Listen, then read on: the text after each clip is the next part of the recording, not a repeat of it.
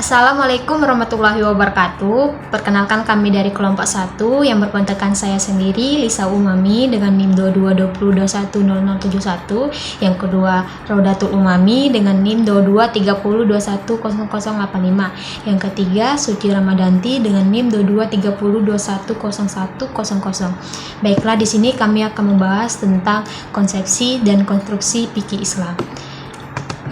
Materi yang pertama yang akan dijabarkan saya sendiri dengan pengertian hukum Islam. Secara garis besar, hukum Islam merupakan hukum yang mengatur perbuatan manusia secara jelas dan tidak menyimpang.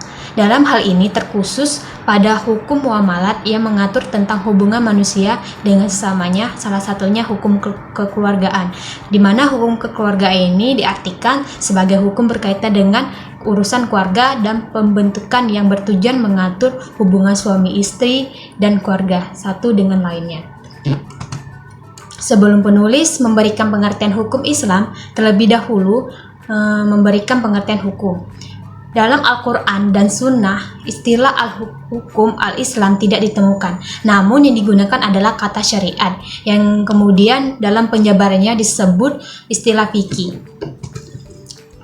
Isbatu syai'in ala syai'in au nafyuhu anhu, di mana artinya menetapkan sesuatu atas sesuatu atau meniadakan sesuatu daripadanya. Abdul Hamid Hakim. Sebagai sistem hukum, ia mempunyai beberapa istilah kunci. Yang pertama, hukum. Jika kita berbicara tentang hukum, secara sederhana segera terlintas dalam pikiran kita peraturan atau seperangkat norma yang mengatur tingkah laku manusia dalam suatu masyarakat. Yang kedua, hukum dan ahkam. Hukum dan ahkam dalam bahasa Arab artinya norma atau kaidah, yakni ukuran, tolak ukur, patokan, pedoman yang dipergunakan untuk menilai tingkah laku atau perbuatan manusia dan benda. Kelima jenis kaidah disebut kelam al-khamsah atau golongan hukum yang kelima. Yang pertama ada jaiz atau mubah atau ibaham, yang kedua sunnah, yang ketiga makruh, yang keempat wajib, yang kelima haram. Selanjutnya syariat. Yang dimaksud dengan syariat atau juga ditulis syariah secara harfiah adalah jalan sumber air, yaitu jalan lurus yang harus diikuti setiap muslim. Selanjutnya fikih. Fikih artinya paham atau pengertian. Ilmu fikih adalah ilmu yang bertugas menentukan dan menguraikan norma hukum dasar yang terdapat dalam sunnah Nabi yang direkam dalam kitab-kitab hadis. Mazhab.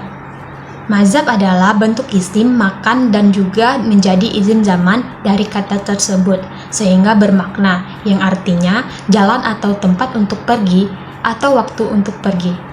Adapun menurut istilah yang digunakan dalam ilmu fikih, mazhab adalah yang berarti pendapat yang diambil oleh seorang imam dari para imam dalam masalah yang terkait dengan hukum-hukum ijtihadiyah. Dari ilmu hukum dikenal dengan beberapa mazhab, diantaranya yang pertama biologi dan karya-karya Abu Hanifah. Imam Abu Hanifah adalah seorang imam yang empat dalam Islam, lahir dan meninggal lebih dahulu daripada imam-imam lainnya. Imam Abu Hanifah seorang yang berjiwa besar dalam arti kata seorang yang berhasil dalam hidupnya. Dia seorang yang bijak dalam bidang ilmu pengetahuan dan tepat dalam pemberian sesuatu keputusan bagi sesuatu masalah atau peristiwa yang dihadapi. Baiklah, materi selanjutnya akan disampaikan oleh Raudatul Umami. Saya persilakan. Adapun murid-murid Abu Hanifah yang berjasa di Madrasah Kufah dan membuka fatwa-fatwanya sehingga dikenal di dunia Islam adalah A. Ibnu Yusuf Yakub Ibnu Ibrahim Al-Ansyri 1013 sampai 1042 Hijriah.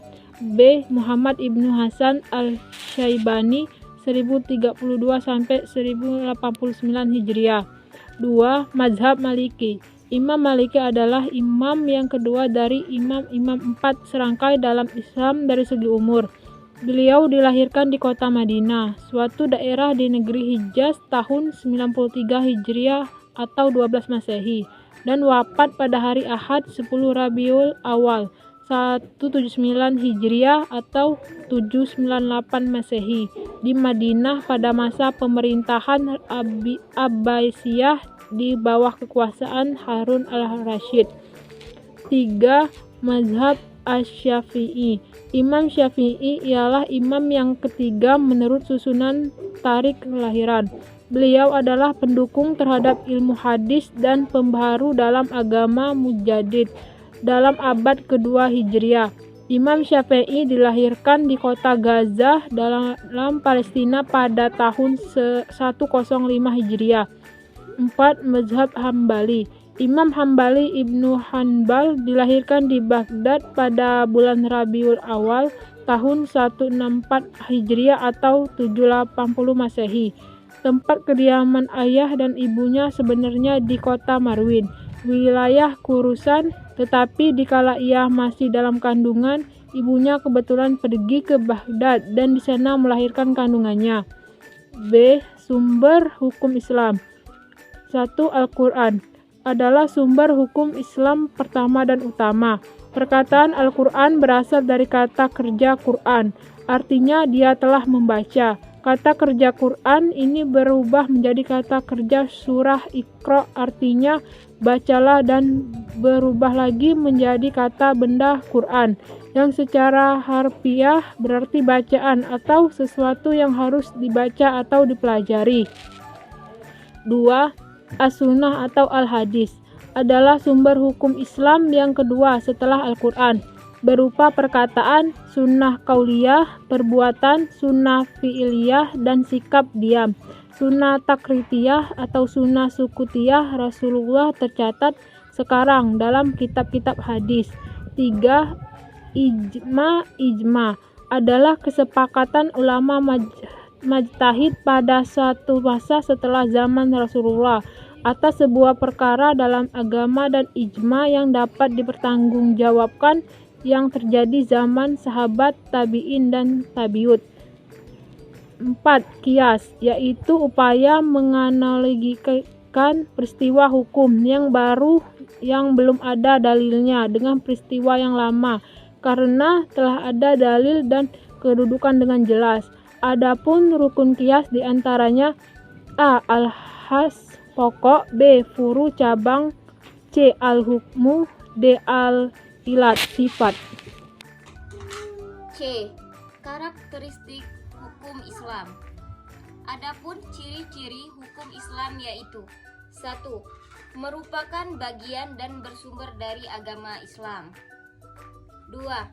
Mempunyai hubungan yang erat dan tidak dapat dari iman atau kaidah dan kesusilaan atau akhlak Islam.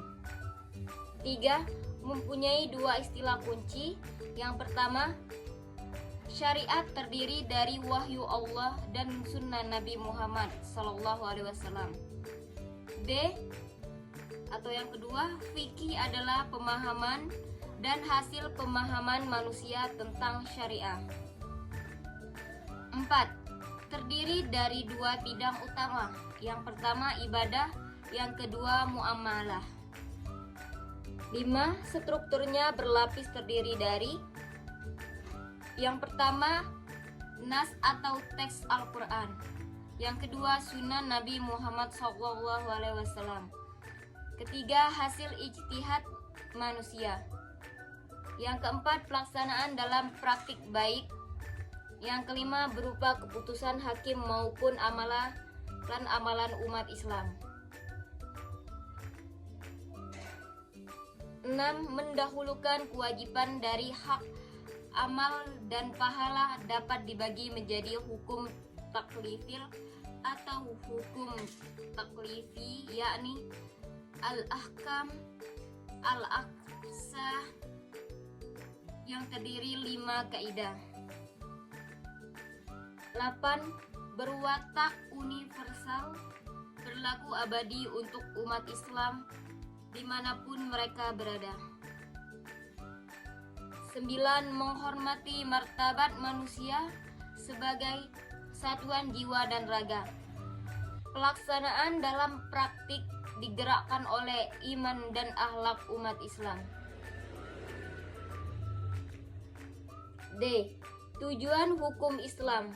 Secara umum, bahwa tujuan hukum Islam adalah kebahagiaan hidup manusia di dunia dan akhirat kelak, dengan jalan mengambil yang bermanfaat dan mencegah atau menolak yang mudarat, yaitu yang tidak berguna bagi hidup dan kehidupan. Adapun kepentingan-kepentingan yang harus dipelihara diantaranya: 1. Memelihara agama. 2. Memelihara jiwa. 3. Akal. 4. Keturunan. Tujuan hukum Islam di atas dapat dilihat dari dua segi, yakni yang pertama, dari segi pembuatan hukum Islam, yaitu Allah dan Rasul-Nya, dan yang kedua, manusia yang menjadi pelaku dan pelaksanaannya Islam itu. Terima kasih. Sekian pemaparan materi dari kelompok kami, kelompok 1. Saya dan teman-teman mengucapkan terima kasih. Wassalamualaikum warahmatullahi wabarakatuh.